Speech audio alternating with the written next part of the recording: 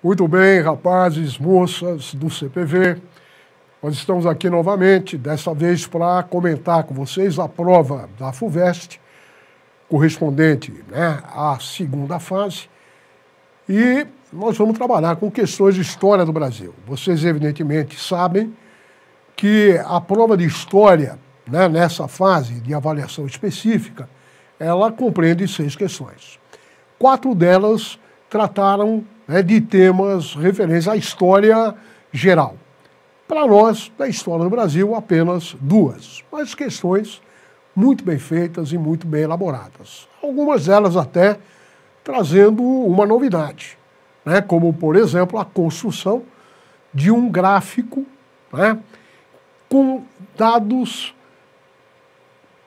obtidos num texto do professor Sérgio Buarque de Holanda e que pede que o aluno identifique os momentos de pico e os períodos de declínio dos produtos que compõem a pauta de exportação do Brasil durante a fase monárquica. Então, essa questão da história do Brasil, que na prova corresponde à questão número 2, ela apresenta os dados esparramados aí num texto que é relativamente longo para uma prova com um horário estabelecido e corrido.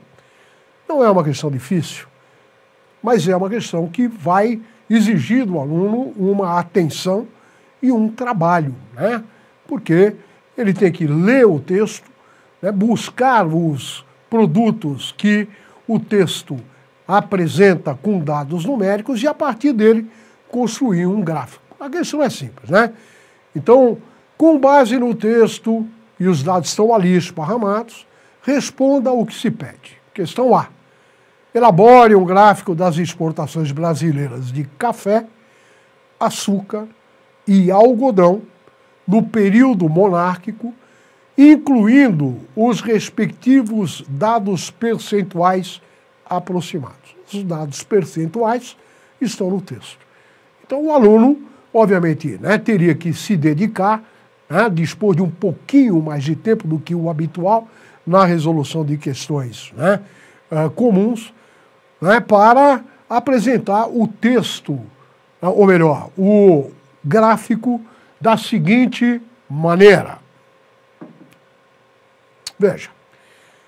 Os dados obtidos ali permitem que você verifique que a partir de 1820 nós já temos um processo de ascensão gradativa das exportações de café até o final do período imperial. Nós sabemos também que as exportações continuam num processo ascendente até mesmo durante a primeiríssima fase da história republicana, que, como vocês sabem, termina em 1930.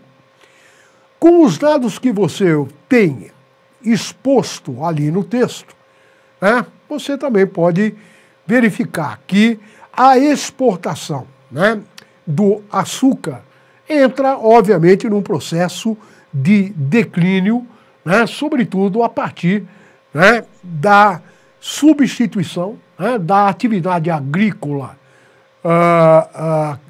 canavieira pela atividade açucareira, ou melhor, pela atividade cafeeira.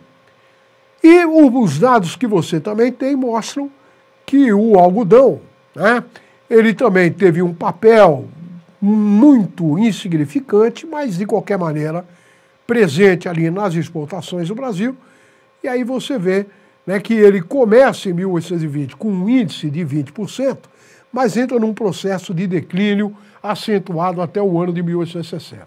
A única particularidade que aqui nós devemos notar é que na década de 60 a 80 do século XIX há um pico nessa exportação, não muito alto, mas que beira a 20%. E isso decorre da consequência da Guerra de Secessão norte-americana para a economia brasileira. Quer dizer, na verdade, nós conseguimos um espaço comercial de maior amplitude em decorrência da desorganização da produção algodoeira, sobretudo no sul dos Estados Unidos.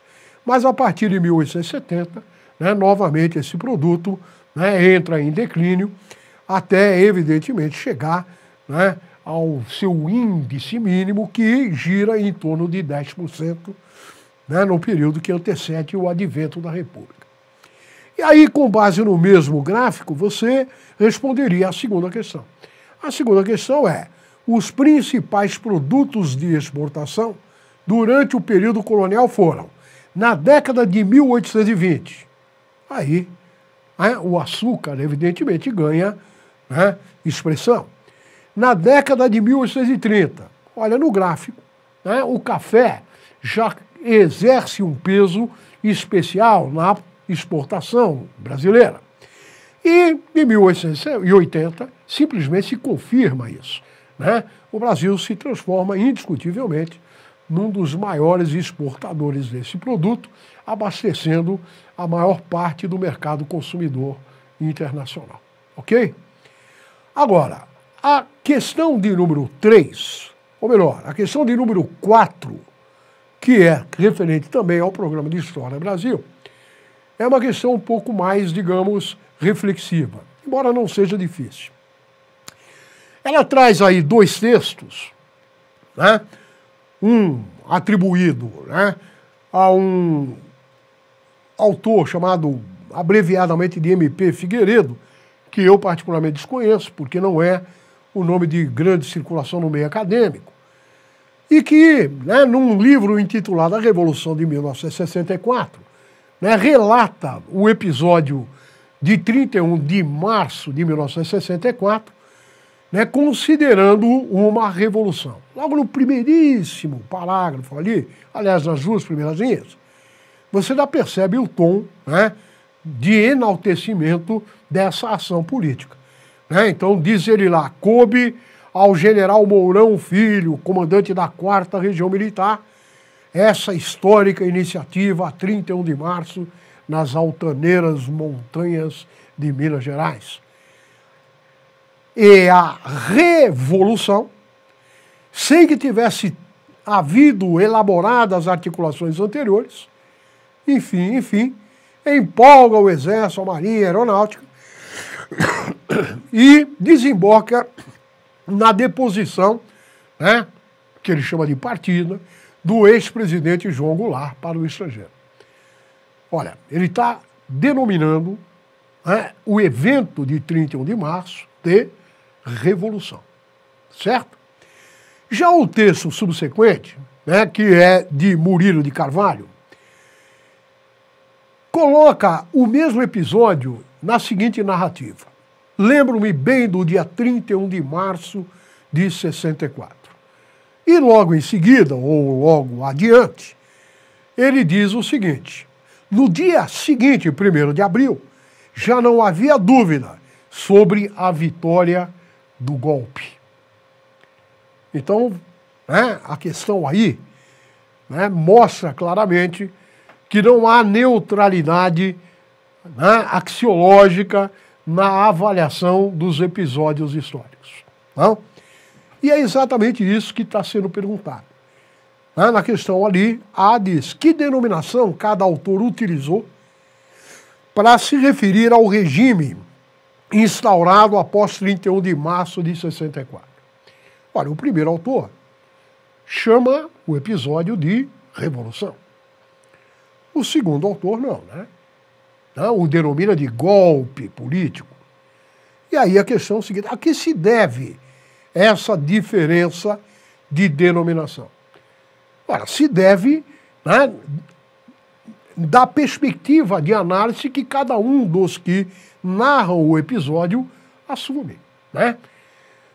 A segunda questão se relaciona com a segunda, com a primeira, mas também referente a essa concepção.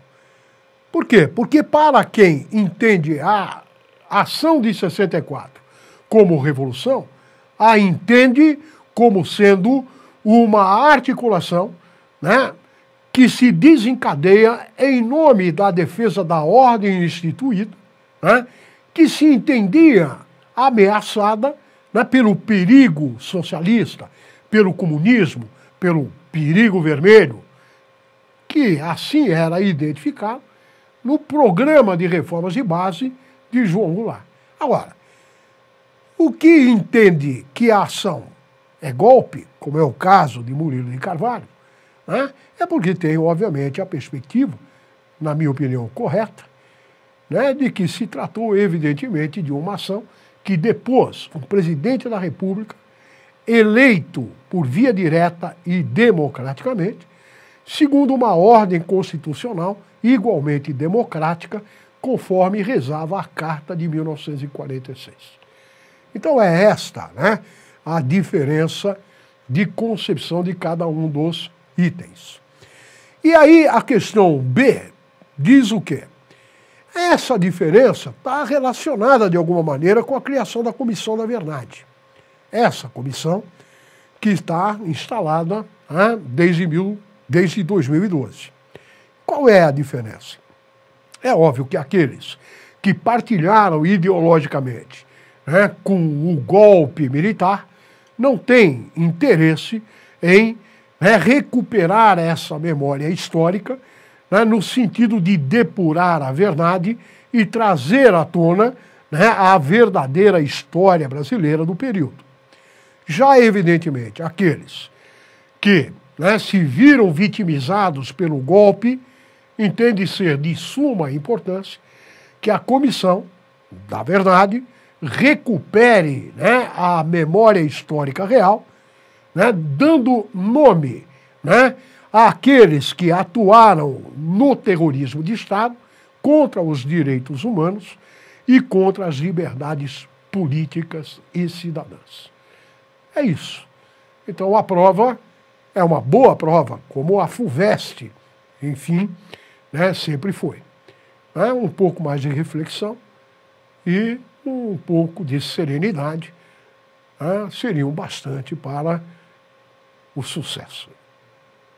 Obrigado.